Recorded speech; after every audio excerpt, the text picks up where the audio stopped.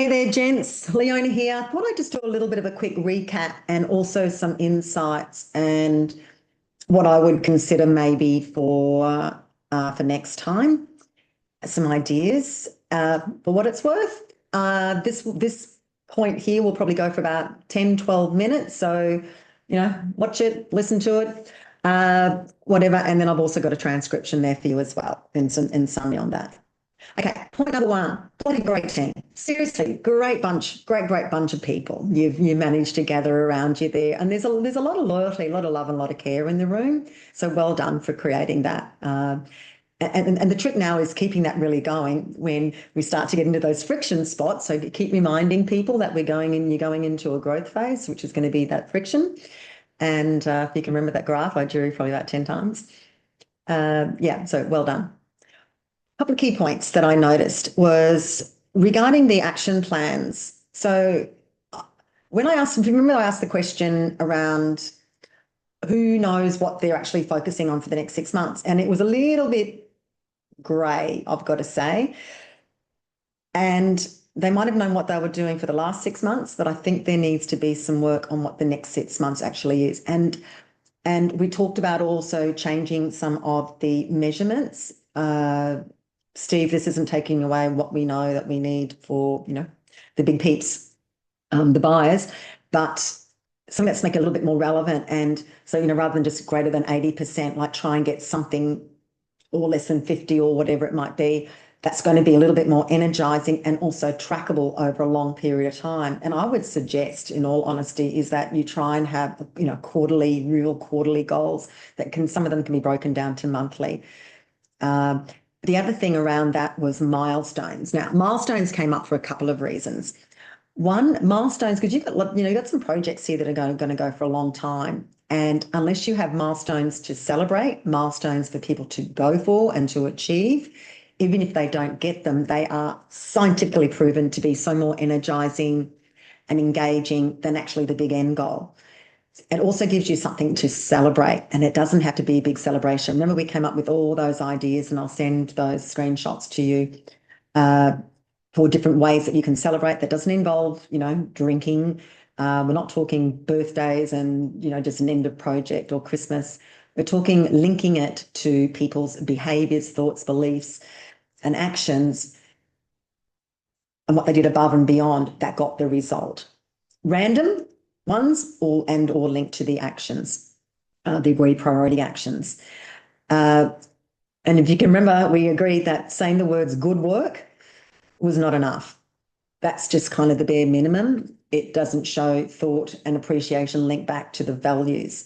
So when we talked about saying, like, really appreciate how you really stepped up in how you communicated with the client. It would have been really easy to let that one slide and blah, blah, blah. So that was really honest, open communication.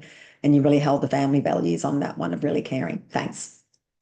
That is going to get you way more, because then people will, when you show that you appreciate what's been appreciated, it's going to appreciate. You're going to get more of it. And people are going to want to be the ones who create the mini celebrations. Human nature, even the introvert ones. Which brings me to the next point. One of the points that was actually active listening, and that cropped up a few times. And, here's the fact, this is Steve, myself, as well as, Bruce and Luke, you two as well. We're often the smartest in the room. We're the fastest in the room. That's why we're the bloody leaders that we are, right?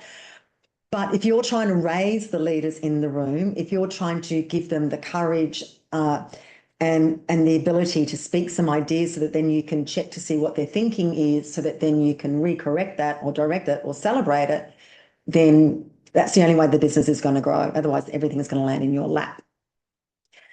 And that is then all about allowing space for the introverts to think. You may not be comfortable with silence, but I can tell you now, the introverts love it. Right? So make sure you allow that space. And remember even how I did the stop, start, keep, because I saw you had quite a few introverts in the room. I'm guessing you're going to have more in the wider group, especially in the technical areas.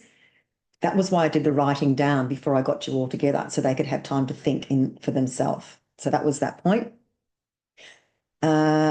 And Bruce, you did it a couple of times really, really well in that you said, "Hey, John, so what are your thoughts on this?" And you got some of them speaking up. So more and more of that, you'll be rewarded, both of you, with more and more of your people who've actually really got the smarts to state what needs to be said and just give them that space.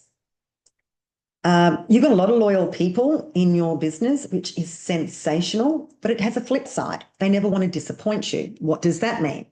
That means that they do want to all be the fixers, the problem solvers, and that's great, but not when they're now becoming more the manager and a top leader, because that means everything starts to sit with you. The only way you're going to grow this business, especially for a super, I'm guessing, Steve's only given me a top line, out of confidentiality, but I'm guessing year 3, you are going to want to be flying and smashing and pulling out money all over the place, right? So you've got like about a 6-12 month lead up to really do that. And you're going to need to keep repeating that you don't just want them to speak up, but it's okay if some of the stuff that they do stuffs up. So they might be responsible for managing someone, but those people are going to be making, as they start to let go, they will be making some of the same errors that we made on all the things, right? It's just we kind of were able to do it a little bit in silence. They can't. So the only way your people are going to step up is if they're allowed to let go. And this is also the perfectionist, which I'll come on to in a second, because I don't want to let you down. And they will fall over and they will burn out really quickly as you go through this growth, unless you've got a whole pile of these other little groups coming up and everyone else just rising up. So something to think about there. With regards to the perfectionists, especially, like Tim, Dan, John, Liam, that is going to really take a hit on your momentum and your speed of growth, especially because you've got such a big flux of people that will be coming into the business. Now, perfectionism is great. It gets you to so far, but when you start stepping into more leadership, strategic thinking, you have to learn to let go. And that's again where that perfectionism, double down with loyalty, start to get into a bit of trouble. Personally, this was just a thought that I had. I think those 4 in particular could do with a bit of a group coaching on that. I'm very happy to do that. I don't think it'll be anything more than 2 or 3 sessions, but perfectionist is a bit of an interesting one. There tends to be couple of layers below it, but it can be quite successful in a group. So whether it's me or not, or whether you want to do it with Jules, I know Jules, I don't know whether she has that kind of a background to manage that. Don't know. But yell out if you wanted to have a chat about that. Or Steve, I don't know whether, Steve, that's the sort of thing that you do. But there's an identity shift that has to be broken down and rebuild. Don't leave them in, a mess, but really rebuild for that. The values, all the values are fine, but they're probably just not dynamic like the business is. They don't, to me, reflect the dynamism, the energy, the speed, the momentum. In fact, there was nothing really in there about nimble or about excellence. Like I said, they're not bad, but I don't know. I think personally that there could be a bit of rework around the values. I'll put my hand up for that if you've got no one else that you work with on that. They're just not, I don't think they provide enough guidance and energy and people out in the field to know, here's how I make a decision, here are my guardrails, here's my true north, here's what I'm aspiring to. So remember, mine was fun and professional, and own it, do it, smash it. Another company I'm working with, they love the own it, because that was the accountability and you own the problem and the solution. Own it, improve it, be proud of it, and then share it. That's what they took as their one line that brought all of the different values together. Anyway, something to think about. But values, I personally think they can be aligned on a balance sheet, because it's all the things that happen when you're not in the room, and you are not in the room with a lot of these people. So that's really important. One of the lines that I think it was Tony who actually came up with was that a lot of people put the stars against was committing to things. Don't stop committing to things that we're not really committed to. Now, that might sound like a bit of a, just a nice to have sort of statement, but it's actually quite telling, because if everyone gets excited in a meeting, yeah, let's do this, but it runs out of energy, runs out of speed, gets knocked off the priority list, but it's never really communicated to people. You guys have got to communicate a lot more. They're gasping for that from you guys. And it's because they care. So let's dial up that care factor simply by you guys communicating more. Is that, sometimes you just need to prioritize, and things that sounded great at the time, you put on a shelf till next quarter or till next year, or you just take off the table, but make sure that you communicate that to people. Or just say, you know what, we just do not have the resources or the whatever it is that you need in order to commit to that. So we're just not. Great idea, but we're not. And I think that's what that's that clarity. So much stuff sits in your heads that they never get the chance to really know about. You cannot over communicate. By the time you finish over communicating, by the time you finish at every Monday morning meeting, reiterating the key values, reiterating the key action points, the key focus for that week, that month, that quarter, by the time you are so bored with yourself and saying it, they'll just be cottoning on because they're living in a world of distraction. So can't emphasize that enough. The other one was when I did around the different leadership. Let's talk leadership for a sec. The leadership exercise that I did was challenging, and it was way more challenging for some than for others, depending whether they'd ever thought of themselves in those ways with those questions. And I think it really uncovered a lot of things. That was where we got the perfectionists, right? There are a few people who saw the downside of perfectionism, whereas before they actually prided themselves on it. They prided themselves on being a fixer and prided themselves on being the problem solver. And that's true. It's got them to where they are, but it's going to get in the way of going forward. So there are a lot of things in there. Anything that you can refer back to every week, just keep saying, has anyone had any aha moments from that, especially your first or second one that you do after this? And ask everyone to go back and reread their pages and just see what crops up for them after a bit of a break. The other three concepts that I presented, that was, if you remember, there was situational leadership, number one. That's where you work out whether how committed, keen, excited someone is to take on a project or a task versus what their skill set is. And then you put them into the 4 quadrants. We talked a lot about the micromanaging, how it's set up can actually be solid gold depending on how you guys as managers set that up.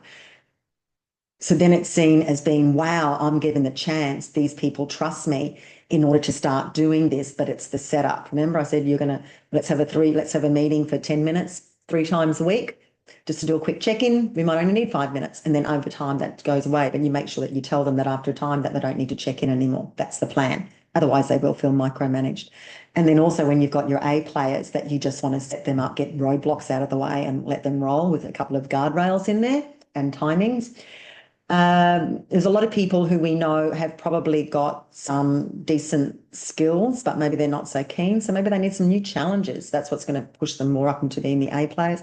And then we had the pretty lively discussion and debate about the person who does not follow some of the newer safety procedures.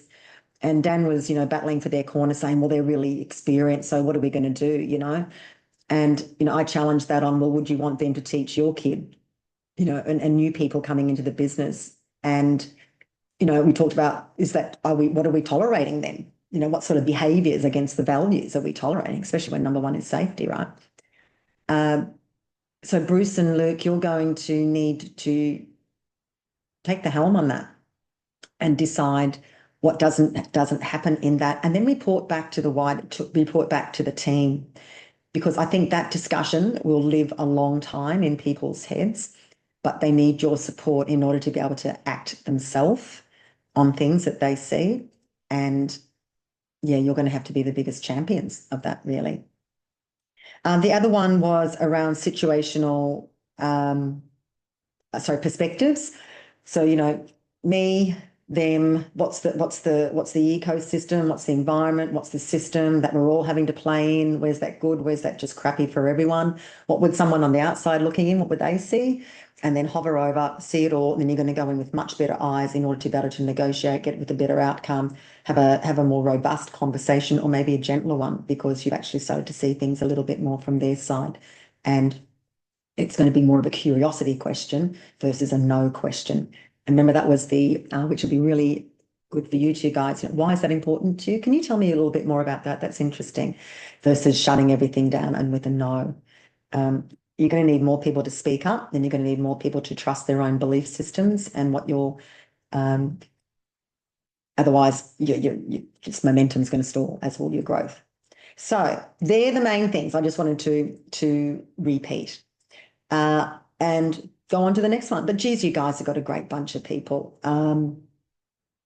They're all set to be leaders, and don't forget to support them all through the agitation and remind them that this is going to be a rough month, or this is going to be a rough month period in, for Meg in HR, or this is the next 2 weeks is going to be really tough over in Liam's area or someone else's, and make sure that the business is then supporting them, and make sure that it's recognised that they're going to have a rough period of time, or in fact the whole business. That's when everyone knows that everyone's got each other's backs. But you're going to have to be the owners of pointing that out in advance. That way people just breathe a lot more through it, and they fast track through those agitation periods, which is always letting go and growth and new belief systems, and that's when you'll take off again.